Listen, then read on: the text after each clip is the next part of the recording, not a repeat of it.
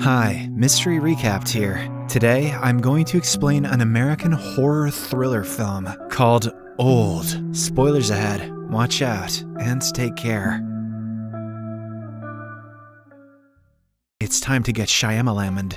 At the start of the movie, the Kappa family gets invited to a resort for a holiday trip. The parents, Guy and Prisa, have never heard of the resort before, but nonetheless, they are excited. Once they reach it, the entire staff greets them, including the manager himself. A woman then arrives and gives them welcome drinks. After a while, she leads the kids, Trent and Maddox, outside, while several other people are chillin'. At the candy station, the kids meet Idlib, the manager's nephew. Trent immediately befriends him, and the two start exploring the place. Meanwhile, Maddox and her parents get into their bathing suits and have a fun time on the beach. At first glance, it appears as if the family is about to have the time of their lives. However, little do they know that they are in for one hell of a horror ride. Probably a twist ending, too. The next morning, we are introduced to the other families over breakfast. Charles, a renowned surgeon, has come along with his mother Agnes, his wife Crystal, and their 6-year-old daughter Kara. Crystal hits on the waiter right in front of her husband. I hope I get super rich someday so I can have a broken relationship too. Then there is the Carmichael couple, consisting of Yaren and Patricia. The latter is suffering from epilepsy, which often causes her to have seizures. Even today at breakfast, she experiences a violent seizure, but luckily the surgeon Charles helps her up. Meanwhile, the resort manager approaches the Kappa family and tells them about a beautiful beach that lies just 5 kilometers from there. He also mentions that he has already arranged a vehicle and other essentials for their trip. Guy and Prisa are perplexed as to why they are being treated like royalty. Nonetheless, they agree. Shortly after, the family boards the bus and gets ready for their trip. To their dismay, Chris and his family also join in, making the trip not so exclusive. After a while, they drive past a gate that clearly says off limits. None of the guests notice it, as they are too caught up in their own activities. Once they reach the end of the road, the driver drops them off and points them in the direction of the beach. He doesn't even bother to escort them there or carry their belongings. Before leaving, he mentions that he'll pick them up at 5 p.m. In the next scene, the group continues walking through the forest and into a narrow cavern. From there, they eventually arrive at the beach. It is an absolutely stunning place, just like the resort manager had promised. Wasting no time, both the families start unpacking their stuff until they notice a lonely-looking man sitting nearby. He is revealed to be a famous rapper named Mid-Sized Sedan.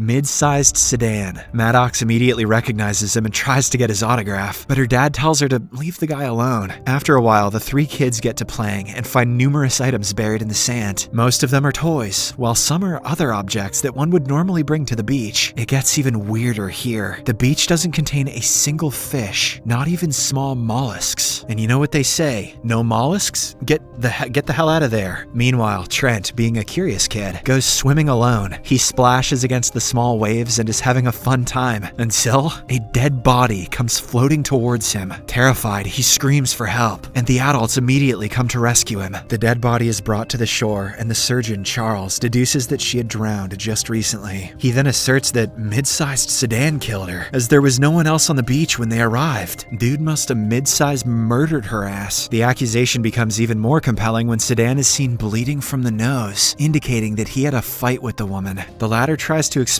that he had nothing to do with the incident, but no one believes him. Meanwhile, the little boy Trent keeps complaining that his swimsuit feels tighter. Could have something to do with that dead naked body on the beach. This could be the start of a problem for little Trent. Charles's mother Agnes also says that she is having difficulties in breathing. Sensing that something bad is happening, Charles tries calling for help, but there is no signal in the area. Just then, the couple from earlier, the Carmichaels, arrives there. They have also been dropped off by the driver on the resort manager's orders. The terrified group immediately briefs them on the situation, and hence, the husband, Jaren, decides to stop the driver from leaving. However, as soon as he runs inside the cavern, he falls unconscious. A few seconds later, he wakes up on the beach with a bad headache. Everyone is confused by what just happened, but before they can investigate it, they learn that Agnes has stopped breathing. The group immediately rushes to her, and Charles tries his best to resuscitate his mother. Unfortunately, all of his efforts go in vain. Meanwhile, the Carmichaels are talking to the Kappa kids to distract them. Jaren Yaren asks the boy his age, to which Trent replies, 6. The Carmichaels find it hard to believe as he looks considerably older. Just then, Prisa arrives at the scene and is stunned to see her children. Miraculously, they have aged by a few years, making them impossible to recognize. Seeing the chaos unfolding around him, Sedan makes a run for it, and Charles chases after him. However, as soon as they reach the caravan, they black out and regain consciousness back on the beach. Witnessing all of this, a worried Prisa asserts that they should find another way out of the place. Unfortunately, every time one of them gets near the large canyon, they lose consciousness and end up on the beach again. This means that they are trapped for good, with 2 dead bodies around them. To make matters worse, the children are aging so rapidly that it will be difficult to find new clothes for them. We're gonna have to see our kids naked! Panic sets in, and the adults start brainstorming on what to do next. The Kappas believe that a virus is causing all the anomalies, while Charles, who has started becoming paranoid, makes a cut on Sedan's face with a knife. Someone's gotta call Charles out on his racism. Surprisingly, the cut gets healed instantly, almost as if it never existed. After a while, Maddox takes Sedan away and asks him the truth about the place. The latter promises that he's as clueless as they are. As the two get comfortable talking, Sedan reveals that he suffers from a rare condition, which stops his blood from clotting. Meanwhile, the adults also discover that the girl they found dead on the beach was suffering from sclerosis. Just then, Prisa starts losing her senses and soon falls to the ground. It turns out she is suffering from a tumor, and this is the main reason why her marriage with Guy was falling apart. Before they arrived on the beach, it was a tiny tumor, but now it has grown to become the size of a tennis ball. With time running out, Charles decides to perform a surgery with the knife he has. However, as soon as he makes an incision, it heals instantly, just like it did with Sedan. To make matters worse, Charles starts talking to himself. Before arriving at the beach, he had displayed symptoms of schizophrenia, but now the disease is taking over him.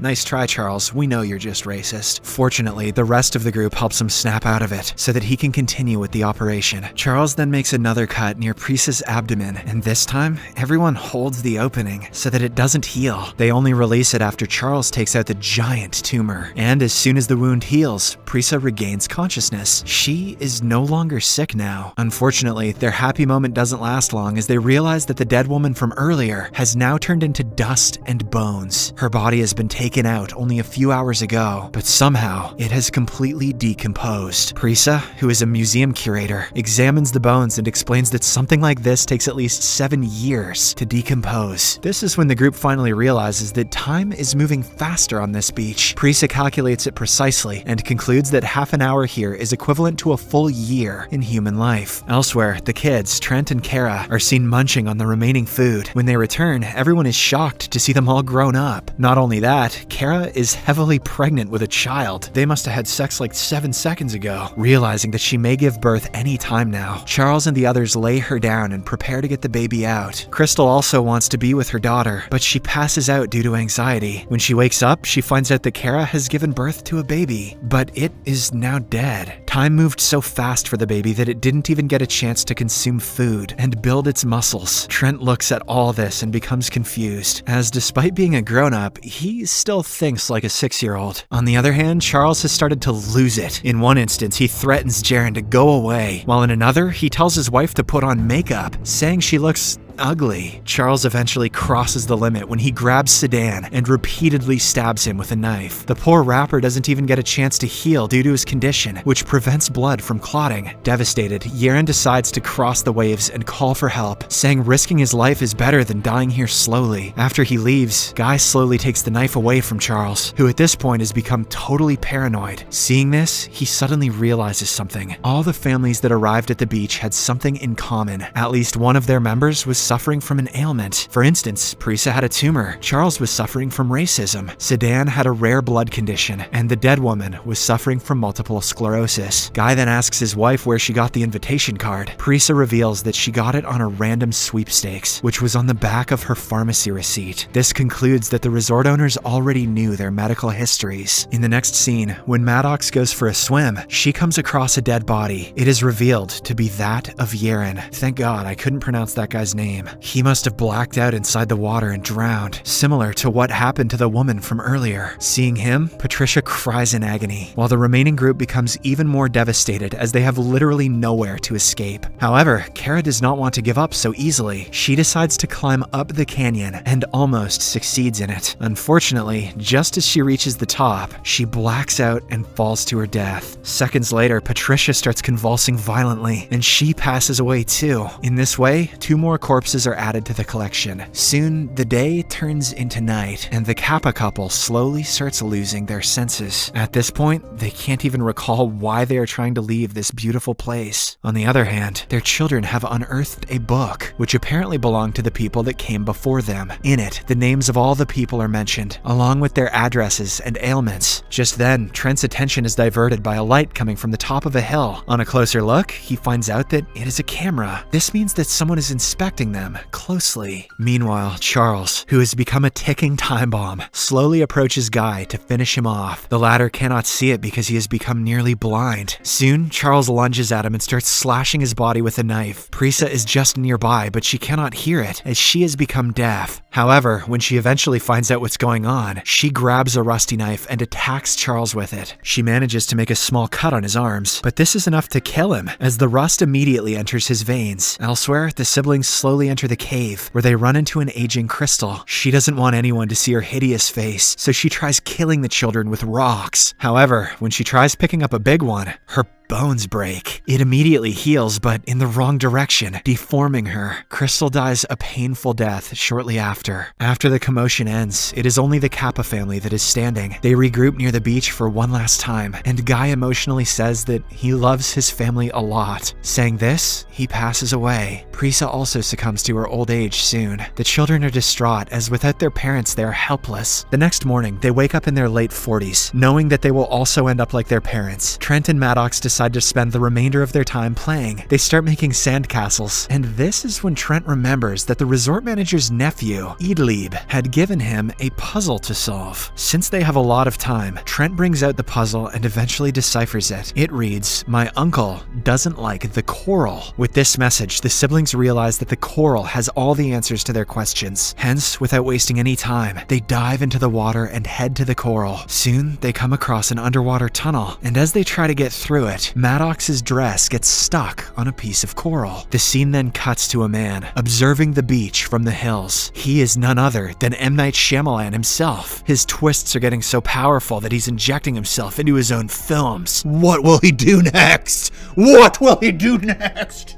What will he do? But actually, he is none other than the driver who dropped the families off there. After confirming that everyone is dead, he calls his boss and briefs him on the situation. Then, he packs his belongings and leaves. Following this, we are taken to a lab where several prominent scientists are researching different medicines. The resort manager is also there, and he tells everyone that Trial 73 is over. He also reminds them that because of this beach, they have been able to save millions of lives using their medicine. You would think after 73 trials he wouldn't have to give this speech anymore. Here, we get to know that the resort is actually a sham for a medicine company. They use the beach to conduct clinical trials on people so that they can get the results in a matter of minutes as opposed to years. The welcome drinks that they provide to the guests are actually mixed with trial medicines for their particular illnesses. Elsewhere, we see the Kappa siblings, who have somehow managed to survive the deadly waves. They are now back in the resort with the notebook they found on the beach. Soon, they find a police officer who is also on holiday and tell him everything that happened to make him understand. The siblings even hand him the notebook, which has the list of all the missing people. The cop makes some calls and concludes that the people are actually missing. The fact that there is a capable policeman in this movie is the real twist. In the final scene, the medical lab is busted and all the scientists are taken into custody. As for the Kappa siblings, they are escorted home in a chopper. Subscribe for more videos like this, turn on notifications, and leave a like to help the channel out. Thank you for watching.